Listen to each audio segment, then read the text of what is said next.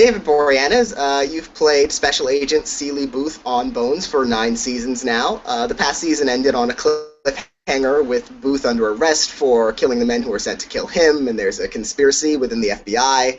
As an actor, producer, and a director on the show, how much do you know about the storylines in advance? Do you already know what they have in mind, have planned for season 10?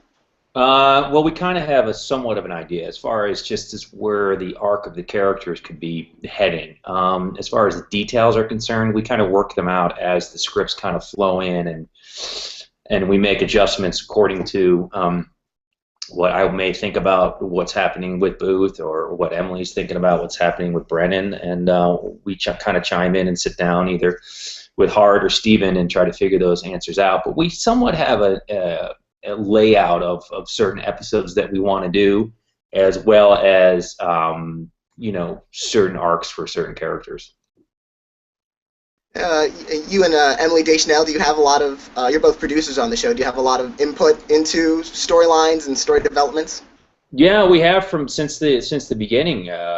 We've Hart and Steven are very open to developing the characters for which Emily and I have worked for 6 seasons outside with a great acting coach. Her name is Ivana Chubbuck, and she helped us mold the characters and define the characters to the two of them always going back to each other, and we created that angst and that conflict for quite a bit. And so we worked on that. We brought ideas to Hart and to Steven, for which they incorporated in. So yeah, we're very much involved. You've played Seeley Booth for 9 years now, and it's coming back next season, so it'll be a solid decade now you've been playing this role. Do you feel like you know the character inside and out at this point, or are you always eager for new dimensions to explore? Well, you're always, as an actor, looking for more to push the envelope and to raise the bar. I mean, I wouldn't be, doing the show for as long as it's been on the air if I didn't find that the character was giving back to myself as an actor, as well as giving out to the people that are watching it. So, it's kind of hard to believe that we're going into season 10. I don't really kind of focus on, when I started the show, thinking that it would get past the pilot. For me, it's always episode to episode. I've always kind of worked that way. So it's a blessing, but at the same time, you always want to be able to push the envelope with the characters and make it exciting for the writers to write for the character. Because once you stop doing that, then the series will be over. Now, are there any aspects of Booth that you can think of specifically that maybe we haven't seen yet that you'd be eager to play out? There's tons. I mean, I think that we just kind of scratched the surface with Booth's past, as far as just kind of looking into where his military background is. We've done stories on him being a sniper, who he's taken out. We've gone that whole route.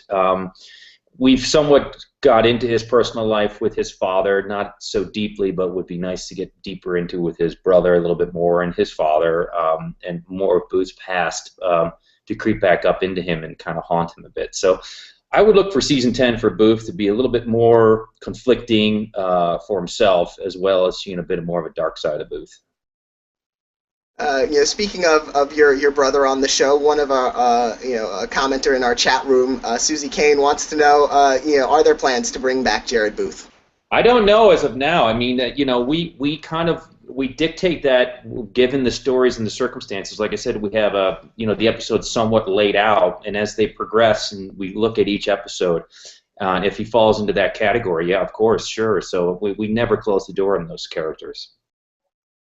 You mentioned taking things episode by episode as an actor, but now you've played Booth for longer than you played your breakthrough role of Angel on Buffy and Angel. After that role came to an end, did you expect that you'd be able to find another role that would have this kind of staying power? I don't know. I think that for me, it was always about just the work and maintaining tapping into a character that I really enjoy playing. I mean, Booth has been such a blessing for me, and this show has given myself so much as far as working on a character is concerned. I mean, I think Booth has got so much stuff going on. It's very multi-layered, and there's a lot happening with his character. So I didn't really think about it. I just kind of strive for finding the best character and the storyline and relationship that I could have with another co-star. As far as Emily is concerned, the two of them, when I first read the pilot, I really immediately thought of true romance, and not true romance, but um, uh, the relationship between two characters, and how that kind of builds and kind of heightens and kind of explores these characters, and how the angst and the push and pull is always there. So for me, it was very attracting. So much of Bones over the years has revolved around, Seeley Booth's relationship with Temperance Brennan, played by Emily Deschanel, and in the past season they finally got married, and then that was a long time coming. Was that especially satisfying to be able to shoot that episode where they finally tie the knot? I mean, it is. I think it's really kind of says, to the audience, they've been rooting so many seasons for these two characters to get together. And it kind of happened naturally. The same way with when the two of these characters had their child. Emily, in real life had her baby, so it was like, well, how do we handle that situation? We jumped the shark, and there they are. And now last season was about them getting married, and it just kind of worked out that way. So it was great to be able to give that back to the audience who have been rooting for that for so long. So yeah, it was a great moment. Do you think, a lot of shows that have these sort of will they or won't they relationships, sometimes they're able to succeed beyond, the coupling actually happening, and sometimes they aren't. How do you think the dynamic has changed on the show between Booth and Brennan, and maybe for the whole show, since they finally got together, or has the dynamic changed? Well, the dynamic seems to change pretty much episode to episode. I mean, if you really kind of look at how the two characters are always going back to each other after specific episodes, and how they end up at the end of each episode. In the beginning they were always kind of, butting heads, and doing this, and kind of there is that romantic tension that was going on, and that kind of developed through the seasons, and they got together. So, I mean, for now, where we are at the end of season 9, we see that Booth is really in a bad predicament, and will he get out of this particular predicament? We'll find out, and how the two of them will always kind of come back to each other and help each other out, and I think that's what we're going to really see at the beginning of the season 10. In addition to acting and producing, you've also directed several episodes of the show, and you directed a couple episodes this past season, Big in the Philippines, and the season finale episode, The Recluse in the Recliner. You're submitting one of those for Emmy consideration, is that correct? Yes, yeah. The season finale, I think we resubmitted. It was a very, it was a hard episode to do. Granted that it was like the season finale, so everybody was kind of like at wit's end, and they were kind of like, oh man, this is the season, we're just tired and we're worn thin. So you really have to kind of pull the whole crew together and just go at that last, fourth quarter kind of push to kind of cross that goal line to get through a season. And there were a lot of elements that were involved in this episode that were very challenging, for me as a director, and as well as an actor, to act and direct in this episode. I'm so proud of the work that the whole cast did. Emily was phenomenal in it. I mean, she had a lot of emotional arcs that she had to get through, and she did it with such ease. And as a director, to take a step back and watch the performances and see it all come together, it's really gratifying, as stressful as it is during the prep period, and the types of shots that you want, and marrying the characters together. For me, personally as a director, I do my prep and I throw everything out, and I let everything kind of evolve around the acting of it, and I wrap my mind around that, and then I somewhat just bring the cameras all around them and kind of keep everything moving. I kind of have that kind of style that I enjoy. So it was fun, it was fast-paced, and it was exhilarating, but it was very tiring and taxing on the body, that's for sure. Yeah, it must have been physically as well, because you do have that big shootout scene in the house, that this big giant action set piece that you're not only acting in, but you're also directing. How long did that big scene take to shoot? That took 2 days. We did that on a separate second unit. Then Ian directed some of the master shots, and I came back. I think it was a Friday, and it was a third day of shooting, and I was doing a first unit shoot, and I finished, and I came back, and he had been shooting all day master angles for me. For which we planned out together, and he'd still been going. I think we finished at 1 or 2 in the morning just to get the specific angles kind of covered from each spot, from the perspective of the special ops people coming in with their guns and kind of pegging Booth off in certain corners. Then we had a full day of shooting my stuff from behind me onto the people. So, and then my coverage on me, which was very difficult because when you do, and you're working with guns and squib work, yeah, people know, or directors know, that when you have a wall full of 80-some squibs or 120, once you blow those, you have to reset everything, clean everything up. So it was really a fight against time and also being safe at the same time, because I'm a very big component of safety on the set first. And for us, it was doing it right, doing it correctly, as well as the challenge of moving the camera again in specific spots that I wanted to do, because I wanted to have this kind of fluidity to the scene. And it took us 2 full days, and then we brought Emily in and plugged her in on the second day of all of our coverage with her, and that was when everything was pretty much destroyed. So we had sections that we had to piece out. So the first part was all destruction and destroying and blowing things up, and then the second part was plugging us in certain areas and finding the shots that I wanted to create. So it was a lot of work, something that you probably would do in a film set in a week. Now, Claudia in our chat room wants to know if you have any plans to direct any episodes in Season 10. Yes, I do, actually. I know that I'm slated right now to direct, I think, the 200th episode. I don't know which one where that falls, and also more than likely the season finale, which they, for some reason, I'm the director that does that for their show. I don't know. I have no idea. So those two, yeah, I know for sure. Are there any plans for coming up on the big 200th episode? Do you know what might be in store for that yet? I don't know. I mean, as of now, I'm pretty much in the dark with it. I did talk to Steven before the end of. I know that he's got something in store for it, so I'm sure it'll be great. They're always interesting to shoot, and it's a big accomplishment for everybody in the cast and the crew. I mean, for a show that has been really under the radar for 10 seasons, and really don't know how to kind of where you place the show. Is it a dramedy? I think it's a dramedy. What category do you consider that as? And I'm so proud of the acting and the work that we've done, and it's nice to be able to say, going into the 10th season, that we can bring episodes like 200 an episode and make it very special and unique for the audience to enjoy. You've directed episodes of Bones in addition to Angel and The Finder. Have you always been interested in directing? For your entire career as an actor, you wanted to direct?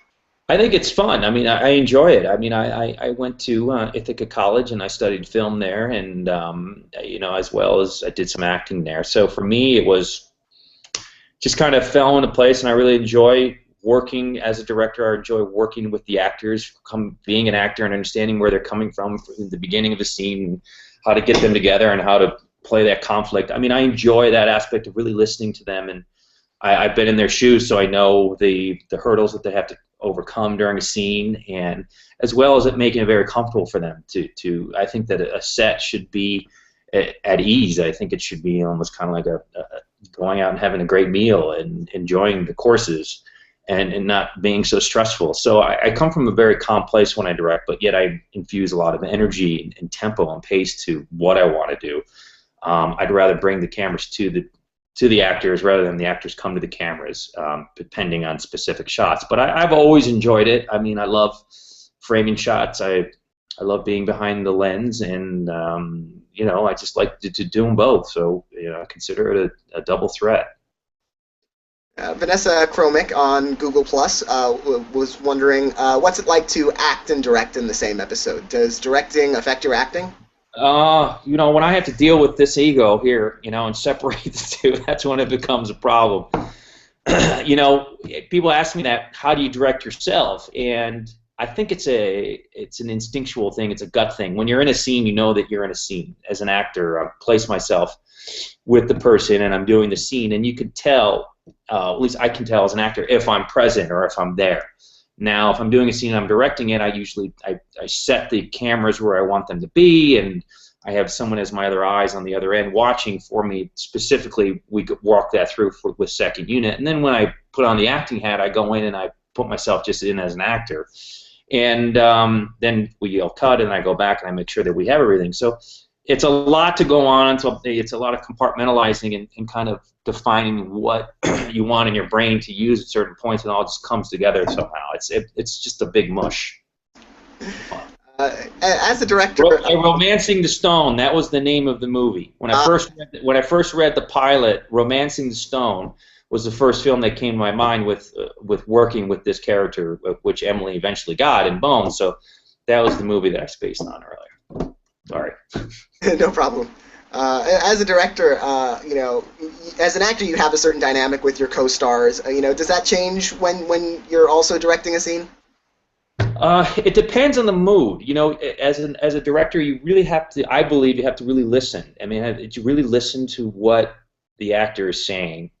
They want to be heard, and I understand that. And I think that for me, as a director, I want to put myself in a position where I'm present with them, I'm listening to them, and feeling out where they're coming from. Everyone wakes up and they come onto the set, and it's a tremendous challenge to work a day, especially in television, because the hours are so strenuous, and you have to get specific amount of pages done. So as a director, I put myself in as an actor, and I realize what they're going through, and I just make it calm for them, and very loose and lucky, and have fun, and I infuse laughter and know how to change the environment a bit when I need something intense out of them. So it's really kind of a mind thing. It's really kind of figuring out where you are in the place and time, because you don't really know what's going to happen. You can plan all this stuff out, and then something can come out of left field, and you have to be able to react and manage the day as well as manage how the others are feeling in the scene, or what you have to get. So it's very challenging and difficult at times. Bonnie in our chat room, says, that she's having a heart attack and she wants to make sure that, her favorite FBI guy is okay. Can you put her mind at ease? I don't know. Last time you saw him, he was on a bed and he had handcuffs on. He was handcuffed to the bed. I don't know. I really feel as though Booth will pull out of this, and what will happen to him as far as with his involvement with the FBI, we'll find out and see how that unfolds in season 10. But it's going to be a ride. If you think that was heavy, just wait, because season 10 is going to be crazy.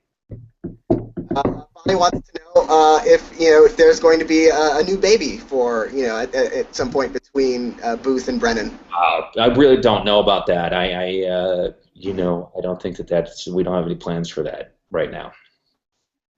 And Susie Kane again wants says greetings from the Netherlands also. Hello. International fan base. Who would you like to see guest star on Bones? She'd like to know. We do such a great job. Our casting director Rick had such a great season last year, and got some great guest actors that came on. One of what I love about being on a show like this, one of the benefits is that you get to see some great guest actors come on our show and be successful and go on to other things in their careers, and you watch them develop, and it's just great to be able to see them come in the fold. It's very difficult to come onto a set that's already been kind of a family, and you have to come in as a guest actor. So it's one of the joys of being on a show is seeing a guest actor come on and click and then go on to other things. I love seeing that. But as far as seeing people to come on, I know that I would love to see Charles Grodin come in somehow. I've always been a big fan of Mr. Grodin, and I would love for him to somehow come in and be involved in this whole thing that's going on with the FBI. So maybe that'll happen. Yeah, maybe that will. You've directed several episodes of television now, but you've never directed a feature film. Is that something you'd ever be interested in doing? I think that I look at acting and directing as specific to its medium and what really it is. I mean, film work is extremely difficult. It's a different type of work. When we shot Angel, and when I was directing an episode for Angel, and the elements that were involved alone, when you had green screen work, special effects, aliens flying all over on wires, we really shot a mini movie every day on that show, and we did things that I look back at and say, wow, I'm amazed at what we accomplished in 5 seasons of that show, and how hard and difficult it was to do the stunt sequences and the makeup and the special effects, and it was just huge, which kind of put me into a training ground of understanding and how these different directors work with special effects. So cut to a show like Bones, it's not as action-oriented or special effects-oriented as that type of show, but I always look at as directing and acting as directing and acting and producing. You're doing something that's on the screen. The film is obviously much larger of a screen, and you see everything. So I see the medium as something that I would love to be involved in. I see myself doing that. It's just a matter of growth and keep doing it and learning and knowing, when the time is right, it'll happen. Well, I want to wish you the best of luck with season 10 coming up. You have the big 200th episode also coming up, and best of luck with all of that. And hopefully you will get Charles Grodin. He had a guest arc on Louis, this season. So he's definitely doing television these days. Cool, it's great. I think it's television is a fantastic medium to work in. I mean, I think you compare it from television to film. In the past, film was for adults and TV was pretty much for kids. Now I think it's the other way around, where film is really for children and television is becoming about a medium for adults. And it's an interesting concept when you think about what's out there in theaters. A lot of people in tight suits flying around buildings and gratifying experiences through kid action-oriented films or aspects. And television's a little bit darker, and it's a great medium, and I'm blessed to be a part of it. Well, thank you very much. Thank you for chatting with us today. And have a great day. Thank you. You too. Bye-bye.